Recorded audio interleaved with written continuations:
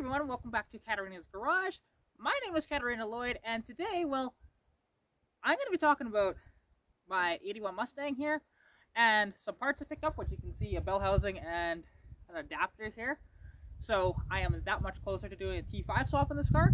But then also, I'm going to talk about a little bit about that car as well, because I have not given an update on that thing yet, and at this point, it's about done of what all I can do, but I'll show you guys what I've done to that car as well. And yeah, anyways, so why am I so excited? So the thing is, I've been searching for these two pieces. Now, this right here is a very expensive part, and they're kind of hard to come by. So it's an adapter plate from California Pony Cars that bolts to the bell housing that I have. And then, because this bell housing as well, I need this bell housing actually to put the T5 in my car, because these have a, if you can see, every other, like, what the T5 is put into on the Fox bodies, they all have a low mount starter, and they have a different bolt pattern for this. So you can see the starter goes here on this one. It's a high mount, just like this. And yeah, I am very excited for that. Because yeah, you can see under the hood actually of how it is that way. Because you can actually, what's nice about these is that you can see the bell housing. Give me a second here. Open the hood, and let's take a look under the hood. So we can see that under the hood, you can actually see the starter is right here, right? Nice up and high, very easy to get to, all that different stuff, right? Which, you know, but like the small block Fords, they're down low. So, yeah, so like that's the one thing that I've been trying to figure out with this thing for a while is that, and then as well, now all I need is a flywheel and a clutch, which oddly enough, may have found that, because actually, the other day, it was last week, me and, Joseph, aka Team Mechanic, actually went to Red Deer and picked up an engine. This engine happens to be another inline 6, just like this, except for it has a different bell housing pattern, because from what I know, there was 3 different bell housing patterns and possibly more, because I don't know pre like 64 or whatever. I have no idea, because I believe 64, 65 had a smaller bell housing pattern than this, in which if you're doing a clutch, like if you're doing a manual, you can only run an 8-inch clutch. These are the high mount starter as well, but 66 to 81, although 81 was the transition year to the other bell housing, but we'll get into that. So 66 to 81 had this style bell housing on it that can fit an 8.5-inch clutch. Then there's the most desirable ones, which is some 81s, and I don't know any rhyme or reason to it, because this car was built in March of 81. That car was built in July of 81, and they both have the same bell housing, so maybe it was an August, September thing, I don't know for sure. But basically, there is another bell housing pattern that is essentially 3/4 of a small block Ford. So any of the ones that actually have the pins in it for the, to actually hold it in place without the bolts, all 4 of those match up. The top 2 do not, though. So that's what they call it, a 3/4 small block Ford bell housing. At least that's the nickname for it. There's probably an actual name, but yeah, this, honestly, I'm super excited to have this stuff in the car, but it's going to be a bit, because there is the thing of finding the flywheel, which when you do is very expensive, or I may have found one in a junkyard down in the States, so we'll see. I haven't gotten my inquiry back yet on that, of what's going on with that. But then it's still the clutch, because the guy I picked these parts off of, he actually had a, he had a 66 engine, which he actually donated to a school in Calgary, which is actually where Joseph goes to. This specific school, is that, sorry, brain is all over the place right now. So that engine is a 66, same bell housing as this. It has the flywheel and clutch that I need, because apparently the guy combined 3 different clutches to make it work in that engine. And then he drove it for a bit, but he just did not like the power delivery out of it, which we can get into what actually you should do on every single one of these inline 6s to actually make them be a little better when it comes to the power delivery, because these things are god-awful slow. But there are a couple of things, because like this car, I do have a 7.5, and with 3 7.3s I'm going to throw in it, this limited slip for this car. That'll really wake it up. So just get that better acceleration. The T5 as well, with the gear ratios being a little closer together, whatever else, and having an overdrive as well. Not that the overdrive will help you actually with acceleration, but it helps with fuel economy on the highway. So that is a good swap you can do on these as well. And the other thing is, well, I'll show you. I haven't done this one yet. I've been trying to find one. Is actually doing a header, because there are different headers out there. They're expensive. There used to be a cheap Amazon header, but that's long gone now. Last time I saw it was over a year ago on Amazon, and I should have bought it then, but I didn't. And, you know, oh well. But, because you can see, actually, and there actually are a couple different manifold styles on these, but this one is the last of these before they got rid of the 200 entirely, except for in Australia where they kept going with these and the 250 and all that stuff, right? But anyways, so on this manifold here, you can see what I've done, and actually with Roy Markle's help here on you know, Roy Markle's Garage here on YouTube. So this was actually an EGR tube, which I can show you on the other car, where it loops up and then it would go right here where an EGR valve would be. But we just put a block off plate there, we cut it off, we welded it, and then this one actually goes up to a charcoal canister that goes into the stock air cleaner. So there is that, and then there was other vacuum lines as well that have been deleted off this, whatever else. It just has the essential ones, which literally is only 2. The only essential ones that you need, at least for these, is for your distributor. Actually, sorry, there's 3. Distributor, brakes, and the automatic transmission. So if you have a manual transmission, you don't need vacuum to it, at least for the most part. I don't believe there is ones that do, and I should really zip tie this up somewhere so it's not on the hot exhaust hoses, but I'll do that later because I do have zip ties around. So yeah, anyways, so that's kind of the plan with this, of going to the T5 and swapping the rear end out.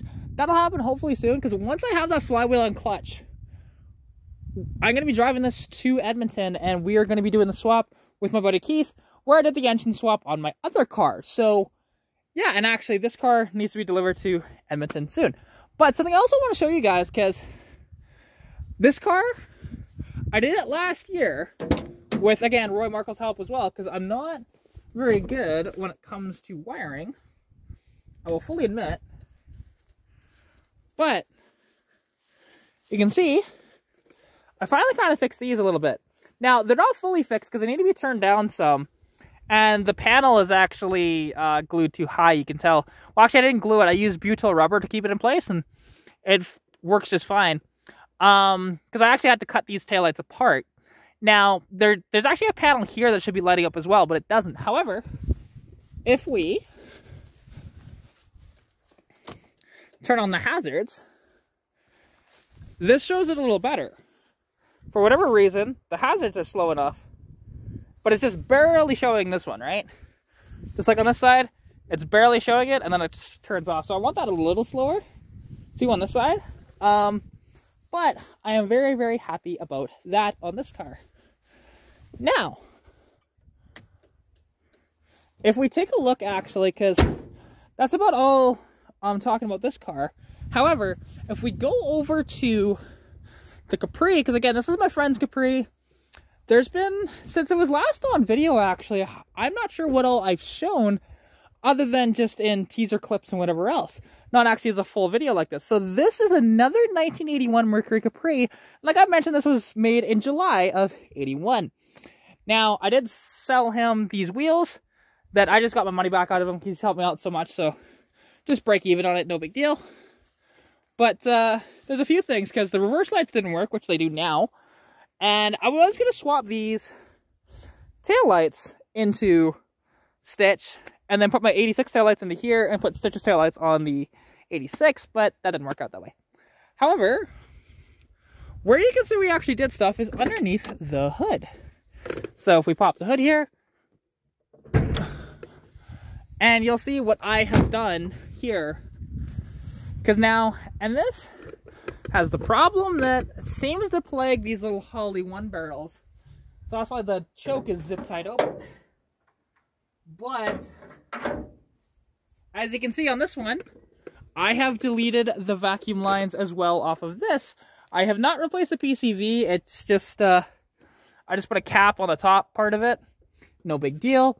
And like I said, all these vacuum lines have been deleted, so that's good. Capped it off here, just like on the other one. And yeah, this thing actually runs pretty decent now. But you can see how the EGR loops around, and it's right here, right? That's how it was on my other car. But what plagues all of these Holly 1 barrels is, you can see right here, there's 2 melted connections. These connections seem to always melt, and I don't know why. Because even on that car, when it had the stock carburetor on it, it did the same thing. So whatever else, and plus the one that actually goes to the back of the choke here, yeah, that is, it fell off and melted on the intake manifold. But this thing is running pretty decent. It takes a bit on the cold start to actually get it to run, but then once it does run, it's okay. I capped off, actually, the vacuum, which I do want to talk about that, actually. So I took this to the car meet last week here in town. And the thing is, so there was a truck driver there, and I didn't have my tools with me to try and cap off this vacuum line here. And obviously that's not a proper cap, but it actually works. It does not leak at all, so it's kind of nice. But, because that's actually off a new brake booster that's in the trunk. Anyways, besides the point. So this car, when Keith picked it up, well, Keith and I, even though it's his car, but I drove it, is the brake booster was leaking a lot of vacuum. You could hear it every single time you started up, even inside the car. So that was an issue with these, or with this one, I should say, because mine's still on the stock one and it's no big deal. But this car, yeah, so anyways, I took it there, and the car was not shifting, honestly, running like crap, and I'm like, you know what? Let's just see. I pull into the lot, and I start seeing, okay, how can I do this? And I needed a set of pliers. So there was a truck driver in the, at the co-op card lock. Here, let's just get in front of the camera here. So, like I mentioned, there was a truck driver at the co-op card lock where we have our car meets, and he was doing the refueling for there. So no big deal, you know, getting the gasoline to co-op, right? Now, the thing is, I just asked him, I was like, hey, I need to take a vacuum line off of my car. The thing is not shifting on its own. It's running really badly. It's starting to smoke the transmission because the vacuum isn't there for it, because it's all leaking into the brake booster.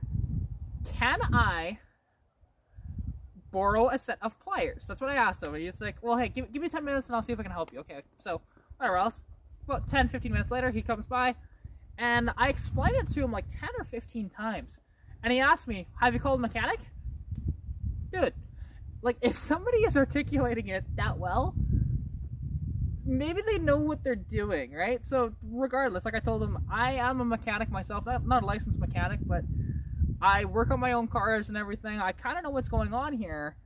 And yeah, so apparently this guy, I guess he was just a driver and didn't really know much on mechanics at all, because he didn't even have a set of pliers I could borrow or anything I could use as pliers. Because, you know, like I said pliers, but you know, anything like channel locks or vice grips, whatever would have worked, right? Because it has these the style that you have to squeeze and then pull off that way of clamp, which they're really annoying to deal with. I much prefer a gear clamp, but whatever, it's fine, right? So yeah, so I ended up, he couldn't help me, and I was just frustrated. I'm like, okay, whatever, you know what? Just screw it. Hopefully I don't smoke out the tranny. I'll just drive it home really quick. So I drove it home, got a set of pliers from my house, and took it off. I was trying to find a vacuum cap, but none of my vacuum caps were the right size.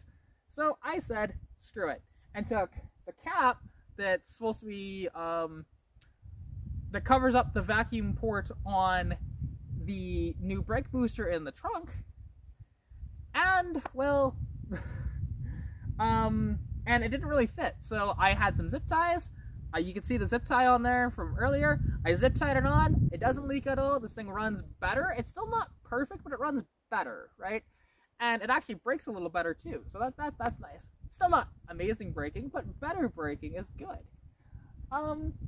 So yeah, that's this thing. And like, you know, and I've just done a basic tune-up on this thing, you know, plugs, wires, cap, rotor, you know, not really much else so far. And you know, it's been a fun little rig to work on, but it's time to move it on to its actual owner, and he's got, you know, a shop and a lift and whatever else like that, so he can give this thing the love it deserves.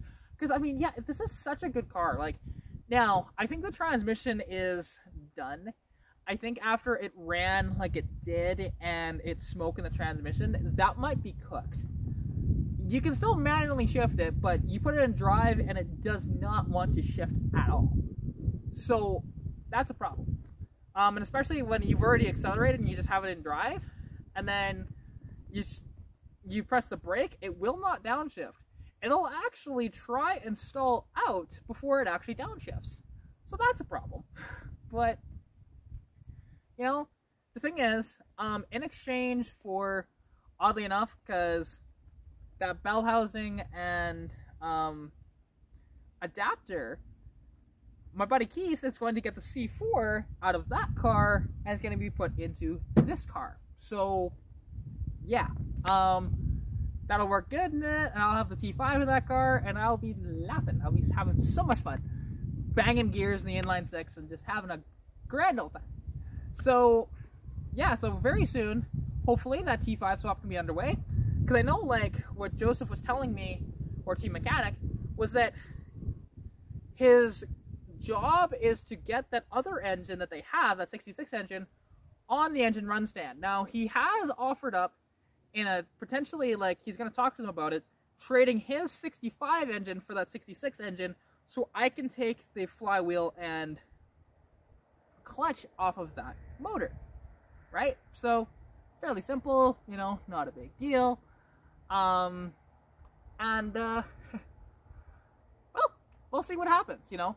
Because as well, they need a few other things to get it to run. They need an exhaust, which I'm willing to donate the old exhaust off a Stitch, which is that kind of ugly welded H-pipe that's into thrust turbos that I had on the car before. It has a much better setup on her now. Sounds so good. I love the exhaust on her now. And, you know, it's one of those deals where I'm willing to give that up if it makes it so we can actually do this trade. Now, the only thing that the school will need to do is get a flange to bolt it to the manifold. Other than that, they are golden, right?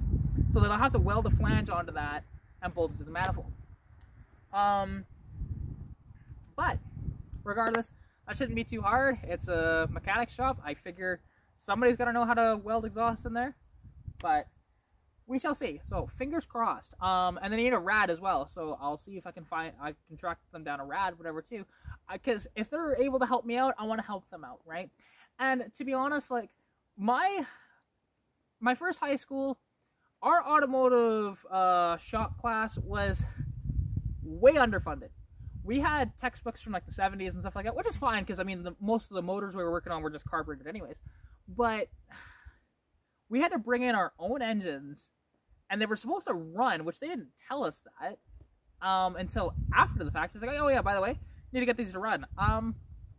Well, okay, I never got mine to run. I was having major health issues and all that stuff at the time. Funny enough, I am now too. But, yeah, and major mental issues and whatever else as well. It was not a good time for me.